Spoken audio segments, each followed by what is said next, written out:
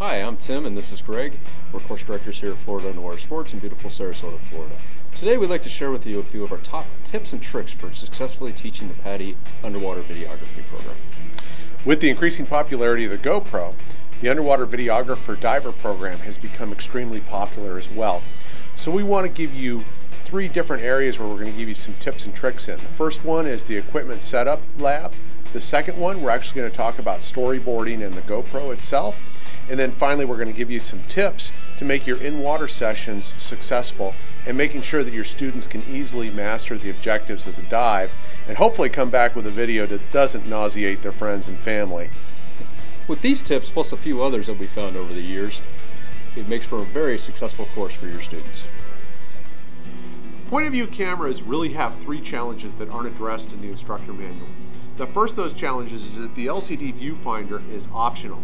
So you're going to have to teach some of your students that don't have that how to frame their shots.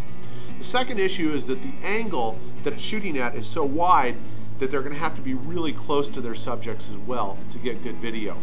The third challenge is it's not a camera that you can actually just put on your head, turn it on, set it and forget it and go do the dive.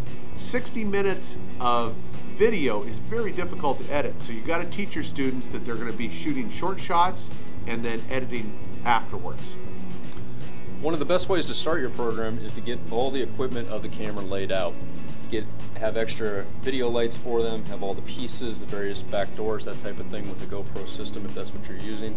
And probably the 2 most important pieces of equipment you can have your students bring is extra batteries and the instruction manual that goes with the camera in case you're not familiar with it. Have your students create a shot list, either from the shots they want to take like this, or from the shots they've already taken. This assists them in creating a storyboard which creates a coherent video that friends and family will love. After creating your shot list, you're going to move on to creating your storyboard.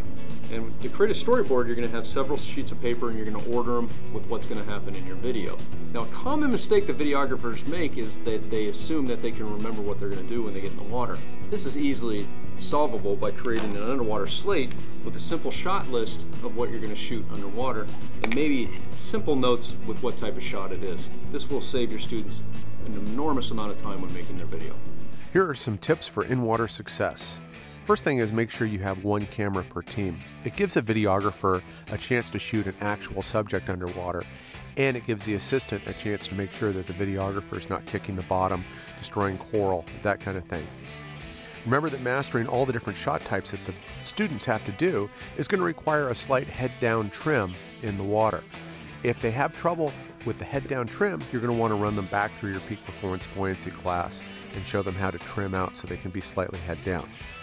Move the storyboard in and use it as a marker between scenes or shots to help determine which scene or shot that they're doing. It also keeps students organized underwater.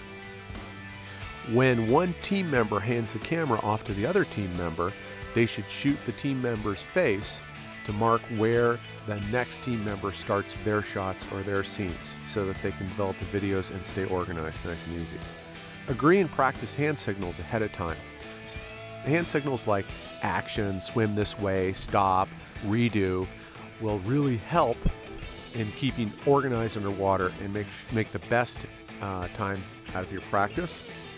Finally, you might want to tie your digital underwater photography class in and take some still shots and show students how they can start to modify those still shots as well to tie back in and use as a slideshow in their video. Right after your students shoot their land practice, you want to get them set up with one of the free editing programs. There's Windows Live Movie Maker, there's QuickTime for Apple, and Cineform for the GoPro specifically.